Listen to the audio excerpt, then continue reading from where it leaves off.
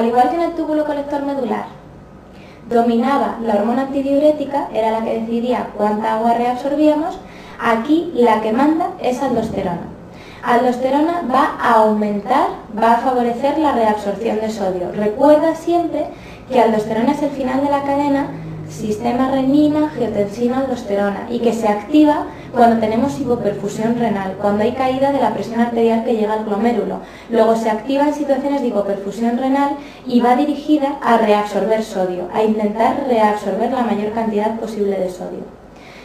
Por tanto, vamos una por una con las enfermedades que pueden afectar a este segmento tubular. Vamos a poner primero dos ejemplos de enfermedades de endocrinología, aunque no vamos a profundizar, y luego vamos con las enfermedades clásicamente nefrológicas. Empezamos por una secreción aumentada de aldosterona. Vamos a imaginarnos un hiperaldosteronismo. Una hiperplasia suprarrenal, un adenoma suprarrenal, es igual la causa, incluso una estenosis de la arteria renal, lo que queráis. Cualquier cosa que suponga que la aldosterona está anormalmente aumentada. Eso va a producir primero un exceso de reabsorción de sodio, y eso siempre implica un aumento de la tensión arterial. O sea, hipertensión arterial. Siempre que hay un exceso de la reabsorción de sodio, corremos riesgo de que nos suba la tensión. Si hay mayor reabsorción de sodio, se creará mayor gradiente electronegativo de cloro, mayor número de aniones en la luz. ¿Y eso qué va a suponer? Va a suponer que secundariamente se tenga que neutralizar ese gradiente electronegativo de cloro utilizando protones y potasios. Luego se eliminará más potasio a la orina y más protones a la orina. ¿Cuál es la consecuencia? Pues que en cualquier hiperaldosteronismo vamos a encontrar, además de hipertensión arterial, alcalosis hipopotasémica, o sea, pH alto en sangre, alcalótico, y déficit de potasio en plasma, hipopotasemia, con exceso de protones y de potasios en la orina. Si la situación es la contraria, si estamos ante un síndrome de Addison, un hipoaldosteronismo, lo que tenemos es un descenso de la aldosterona, menor reabsorción de sodio. Típicamente los pacientes con Addison van a referir astenia por hipotensión y, lógicamente, si tenemos menor reabsorción de potasio, creamos menor gradiente electronegativo de cloro y se eliminan a la luz menos potasios y menos protones. Por tanto, tendremos riesgo de sufrir acidosis con hiperpotasemia. Es frecuente que los síntomas derivados de la acidosis y de la hiperpotasemia sean leves y tardíos, pero son significativos y hay que tenerlos en cuenta. Vamos con una situación puramente nefrogénica, una tubulopatía hereditaria, el síndrome de Liddle. El síndrome de Liddle es congénito y consiste en una, mutación de las proteínas del canal de sodio, de tal forma que se mantienen en una configuración permanentemente abierta. Quedan abiertos a la reabsorción de sodio independientemente de la cantidad de aldosterona. Se hacen independientes de aldosterona y no se cierran nunca. Están abiertos las 24 horas de tal forma que hay una reabsorción excesiva de sodio. ¿Qué va a suceder? Que vamos a tener hipertensión arterial. Es una de las causas de hipertensión arterial secundaria. Mayor reabsorción de sodio, mayor gradiente electronegativo de cloro, mayor pérdida de protones y de potasio y por tanto tendremos hipertensión arterial, alcalosis e hipopotasemia. Exactamente igual que cuando os habíamos puesto el ejemplo del hiperaldosteronismo. Hipertensión, alcalosis metabólica e hipopotasemia. ¿Cuál es la diferencia entre el síndrome de Liddle y el hiperaldosteronismo? Que en el síndrome de Liddle, como el canal de sodio se ha hecho independiente de la aldosterona, vamos a tener hipertensión arterial que va a inhibir el sistema renina-angiotensina-aldosterona. El sistema renina-angiotensina-aldosterona se activaba cuando teníamos hipotensión arterial. En este caso va a estar inhibido. Por tanto, la diferencia fundamental entre el hiperaldosteronismo primario y el síndrome de Liddle es que la aldosterona está inhibida. Tenemos aldosterona baja. Por eso se le llama pseudo-hiperaldosteronismo. Vemos en la tabla resumen cómo solo tenemos que conocer el defecto inicial, el déficit en el canal de sodio, para poder deducir todo lo demás. En el síndrome de Liddle veremos tensión arterial alta con inhibición del sistema renina-angiotensina-aldosterona. Vamos a encontrar el pH en sangre alto, alcalosis, con descenso del potasio plasmático, hipopotasemia. El calcio en orina en esta entidad es normal, no tiene ninguna relevancia clínica. La pista que nos pueden dar es que es un pseudo hiperaldosteronismo. La siguiente enfermedad que afecta a este segmento tubular es la acidosis tubular de tipo 1 o distal. Fue la primera acidosis tubular en describirse, por eso se denomina la acidosis tubular de tipo 1 y afecta al túbulo colector cortical con disfunción de la bomba secretora de protones. No nos funciona la bomba de protones o no nos funciona la célula intercalada. Suele ser congénita y es la entidad más grave de todas las que vamos a estudiar. ¿Por qué? Porque no ser capaces de eliminar hidrogeniones a la orina, no ser capaces de eliminar hidrogeniones por la orina es una situación muy grave. Va a provocar una acidosis metabólica crónica y severa. La acidosis metabólica crónica, entre otras muchas cosas, puede provocar una salida de carbonato de calcio del hueso para tamponar ese exceso de hidrogeniones. Y eso puede provocar descalcificación del hueso e hipercalciuria. Podemos aumentar la pérdida de calcio por la orina. Es muy frecuente que en el enunciado de la pregunta del MIR nos planteen un niño con alteraciones del crecimiento, con escaso desarrollo estaturoponderal o con fracturas óseas. Son pacientes que se descalcifican muy pronto y son pacientes que no te van a responder a un tratamiento, por ejemplo con vitamina D, a no ser que no corrijas la acidosis metabólica, a no ser que pares, que impidas ese mecanismo de tampón utilizando el carbonato de calcio del hueso. Luego, lo primero que hay que hacer es corregir la acidosis administrando bicarbonato oral. Al tener un déficit en la eliminación de hidrogeniones, van a suceder otras cosas. Vamos a empezar por lo fácil. Encontraremos orinas alcalinas y acidosis metabólica, pero además ese gradiente electronegativo del cloro no va a ser neutralizado en parte por el potasio y en parte por los protones, sino que al no tener la capacidad de eliminar protones, el gradiente electronegativo va a tener que ser totalmente neutralizado por el potasio. Luego, al salir mucho más potasio a la luz, vamos a tener hipopotasemia. Luego, orinas alcalinas, acidosis metabólica e hipopotasemia. En la tabla resumen, vamos rellenando uno por uno. Lo que tenemos es un defecto a nivel de la célula intercalada. pH en sangre bajo, acidosis metabólica. Potasio en sangre bajo también, vamos a tener hipopotasemia. El calcio en orina va a estar aumentado porque tenemos esa reabsorción de carbonato de calcio del hueso para tamponar los protones. Y vamos a tener riesgo de litiasis. De hecho, estos pacientes, además, suelen desarrollar litiasis de fosfato cálcico, también pueden desarrollar litiasis de oxalato cálcico, pero pueden llegar a desarrollar nefrocalcinosis, un fracaso renal agudo con precipitación de las litiasis de calcio en los túbulos. ¿Cómo va a estar el pH en orina? Va a estar alcalino. ¿Y vamos a ser capaces de acidificar ese pH en orina?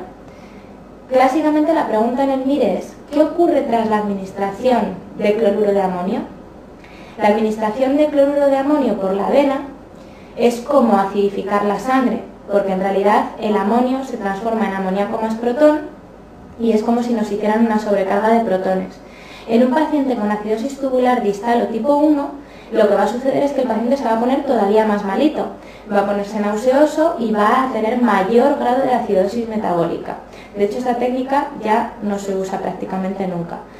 Lo que vamos a tener es una orina persistentemente alcalina y es una de las maneras de diferenciarla, por ejemplo, de una acidosis tubular de tipo 2 o proximal. Luego, el pH en orina persiste alcalino, aunque hagamos una sobrecarga ácida al sujeto.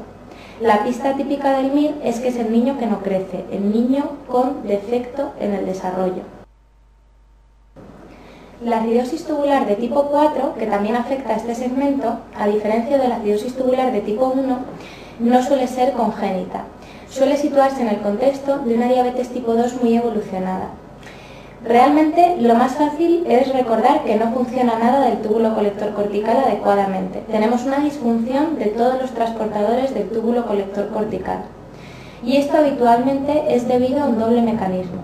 Primero, en la diabetes mellitus de tipo 2 muy pasada, con mucha afectación a nivel de pequeño vaso, podemos tener isquemia porque están afectados los propios capilares peritubulares que riegan al túbulo colector cortical.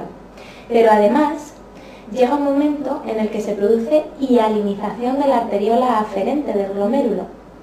Eso provoca que la arteriola aferente por culpa de la diabetes, deje de ser distensible, no responda a cambios de tono. Luego se hace incapaz de responder a subidas o bajadas de la presión arterial y se hace incapaz de sintetizar renina. Si no tenemos renina, no podemos sintetizar aldosterona y es lo que se ha llamado hipoaldosteronismo hiporreninémico y ocurre en los pacientes diabéticos muy evolucionados. ¿Qué va a suceder si disfunciona todo el túbulo colector cortical? No es que deje de funcionar por completo, digamos que no funciona adecuadamente. Pues vamos a tener un riesgo de eliminar menos protones y menos potasios a la luz, un riesgo de tener acidosis metabólica con hiperpotasemia y orinas alcalinas. La tensión arterial, digamos que en los diabéticos hay que plantearse que suelen estar hipertensos por otros muchos motivos. Entonces aquí no vamos a pararnos a hablar de la tensión arterial, porque los pacientes diabéticos suelen estar hipertensos por muchísimos otros motivos. Entonces simplemente recordar el riesgo de acidosis con hiperpotasemia.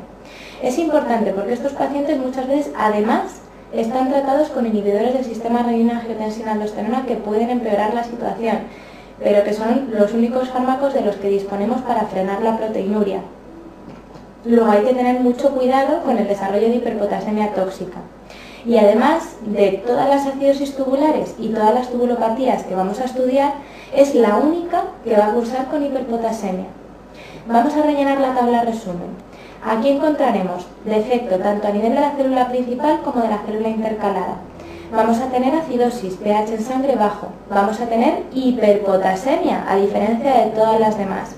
Vamos a encontrar un calcio en orina, como en todas las acidosis metabólicas crónicas, puede estar discretamente aumentado, pero ni de lejos va a ser como el problema de la acidosis tubular de tipo 1. Además, como siguen funcionando algunas de las bombas secretoras de protones, sí es capaz de acidificar la orina cuando hacemos una sobrecarga con cloruro de amonio. La pista típica es que nos hablen de que el paciente es diabético, tiene diabetes mellitus de tipo 2. ¿Y qué diuréticos actúan sobre este segmento? Pues globalmente van a ser los diuréticos ahorradores de potasio. Tenemos por un lado espironolactona y eplerenona. Recuerda que eplerenona actúa de la misma forma que espironolactona sin riesgo de desarrollar ginecomastia pero con mayor costo económico. Van a competir por los receptores de aldosterona. Son como inhibidores de la aldosterona en realidad. Y amiloride y trianterene lo que van a hacer es inhibir el canal de sodio, impiden la reabsorción de sodio. Tanto unos como otros lo que van a provocar es menor reabsorción de sodio, pérdida de sodio por la orina, menor gradiente electronegativo de cloro y menor eliminación de potasio y hidrogeniones por la orina. Por tanto, siempre que nos pasemos dando este tipo de diuréticos, corremos riesgo de hipotensión arterial, como siempre que utilizamos en exceso un diurético, y también de acidosis con hiperpotasemia. Por eso se les llama globalmente diuréticos ahorradores de potasio, porque pueden aumentar las cifras de potasio en plasma. De hecho, por ejemplo, el amilolide y el trianterene son los fármacos de elección en el caso del síndrome de Lidl. Recuerda que el síndrome de Lidl era una reabsorción descontrolada de sodio, pues amilolide y trianterene cierran ese canal de sodio e impiden la hipertensión asociada al Lidl. La hiperpotasemia a veces es imprescindible monitorizarla. Los diuréticos ahorradores de potasio están contraindicados cuando el filtrado glomerular baja de 30 mililitros minuto. Esto es importante porque pueden darse hiperpotasemias tóxicas potencialmente letales. Sin embargo, la acidosis metabólica nunca es tan peligrosa o tan agresiva como la hiperpotasemia. El motivo es que la bomba de hidrogeniones es una bomba que consume ATP, o sea que siempre sería capaz de estar funcionando al menos un poco, aun en ausencia de gradiente electronegativo de cloro. Digamos que es como un mecanismo de seguridad. Luego todos ellos pueden dar hipotensión, acidosis e hiperpotasemia, pero la hiperpotasemia hay que monitorizarla y la acidosis suele ser leve y no precisa monitorización.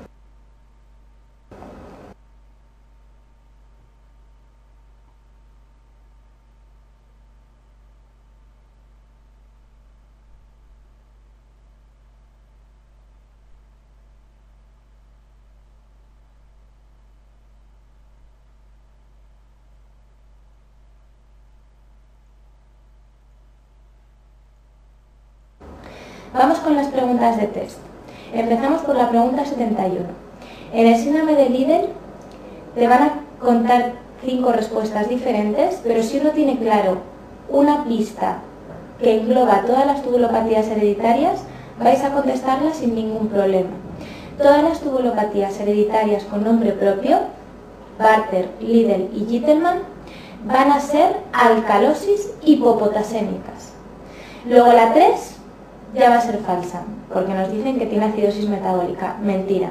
La 2 va a ser falsa, nos dicen que cursa con hiperpotasemia. No va a ser reversible porque es congénita, la 1 también es falsa. Y la quinta tiene asociado un aumento de renina, también va a ser falsa porque el problema es que reabsorbemos mucho más sodio y estamos hipertensos. Luego el sistema renina-angiotensina-aldosterona estará inhibido. La respuesta correcta es la respuesta 4, es causa de hipertensión arterial secundaria. Y en la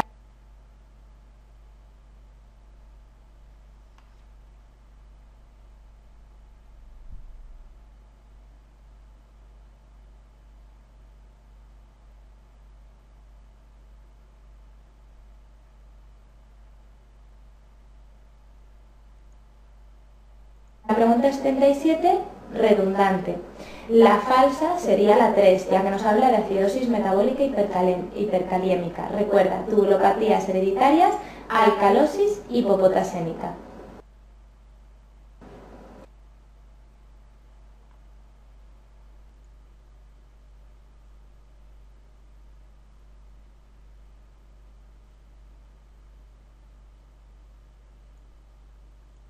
Y antes de pasar al siguiente segmento, una pregunta de desgloses. Casi todas las preguntas de desgloses de este temario son similares. Son enunciados muy largos que pueden parecer muy complicados a primera vista. Sin embargo, si se leen detenidamente, vemos cómo nos van describiendo paso a paso la enfermedad y son de las preguntas más sencillas de contestar en el MIR. En el caso que nos plantean en la diapositiva, ya nos hablan de un niño con escaso desarrollo estaturo-ponderal, luego ya sospechamos una acidosis tubular de tipo 1 o distal, pero además nos dicen que tiene raquitismo, que tiene signos ecográficos de nefrocalcinosis. En los análisis tenemos acidosis metabólica con pH bajo y orinas persistentemente alcalinas. Por si fuera poco, nos hablan de la ausencia de glucosuria y aminoaciduria para descartar un Fanconi y además nos hablan de hipocitraturia. Luego, cuando estudiemos la acidosis tubular de tipo 2, veréis que hay hipercitraturia. Luego nos dicen, no soy una acidosis tubular de tipo 2, no soy un Fanconi, y la respuesta correcta es la 2, soy una acidosis tubular distal o tipo 1. Son las más sencillas de contestar.